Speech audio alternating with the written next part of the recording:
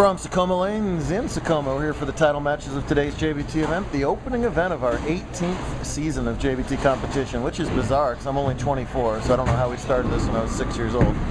His second seed, Daniel Rutter. That's a three-bagger for him.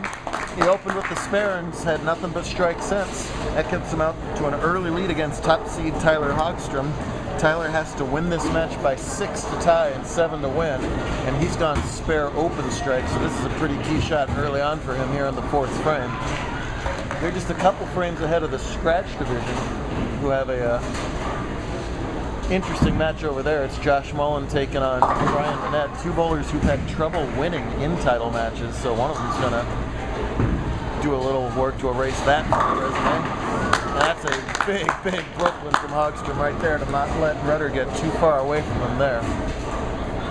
Fairly low scoring pattern today. We bowled on Abbey Road from the Challenge Series. 40 feet, 3.5 ratio, so had to make pretty good shots all day. The cut was minus 68 in the scratch division and minus 41 in the handicap division. So fairly low scores, but Tyler did not partake in those low scores as he took over this tournament with a 264 scratch game in Game 4 that vaulted him to the lead that he has yet to relinquish. Right up the outside. Oh! Doesn't quite get the 2-pin to trip out. A lot of players playing very far out today. Eddie Smith and Tyler Bowe way out. Brian Monnette a little bit left of that, but still a break point right around the 5-4 board. Seemed to be the ideal spot to go today.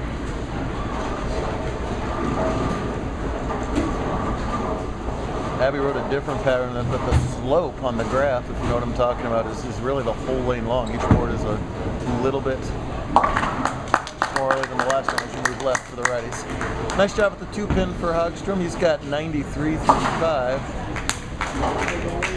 which puts him 26 pins in the hole plus the other 6 pins he's giving. So advantage Rutter can really start to open up a big lead here if he can make it 4 in a row.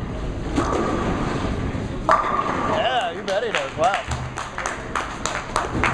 Daniel, in the semifinal match, his very first top 5 with us, opened up visibly nervous and ended up putting away 8-year-old Jaden Burnside with a nice finish in the semifinal and looks anything but nervous right now. He's throwing really, really good shots.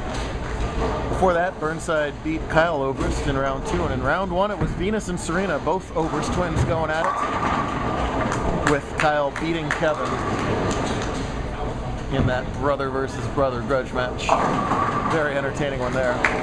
Meanwhile, another really good shot from Rutter, but this time a ringing 10-pin. Check out his form there. You see how quickly he's bowling. Switch balls to a ball that doesn't hook and goes cross lane, but not cross lane enough, and that opens the door a little bit for Tyler. Still bowling very, very fast. Mullen grabbed the top seed from Monnette when Monnette really, really faltered after a white hot start. He's got a double working right here. Oh, no! And a solid 8 at a really inopportune time there. Good Lord. So that match is virtually tied through 4 frames. Ouch. Monnette opened up the day with 829 for his first 3. At that point, after Game 3 of the tournament,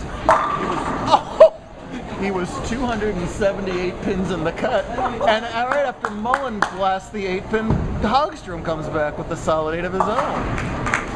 If I were Daniel right now, I'd be terrified to throw the next shot because those solid 8s are coming your way, buddy, so look out. Wow.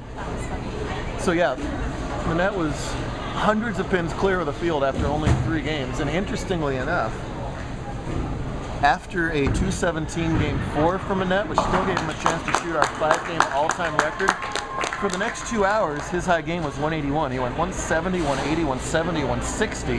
That still only dropped him down to the number 3 seed.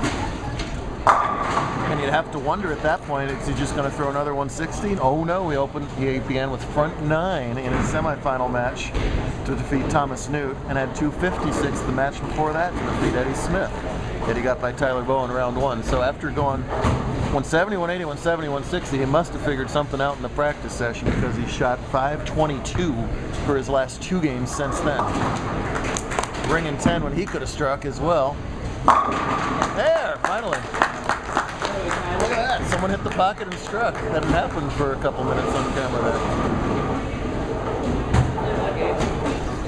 See the super smooth form of Monnette, one of the pure stylists.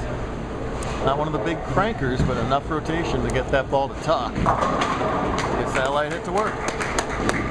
So they're a one-pin game through 6 frames over there. Good stuff here as we move into the later frames of the handicap match.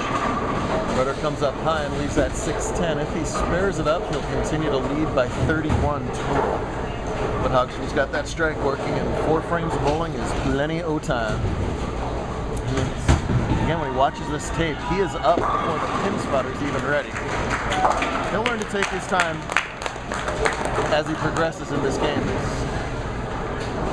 Got a nice basic game. See who wins? I do. Watch part 2 to find out.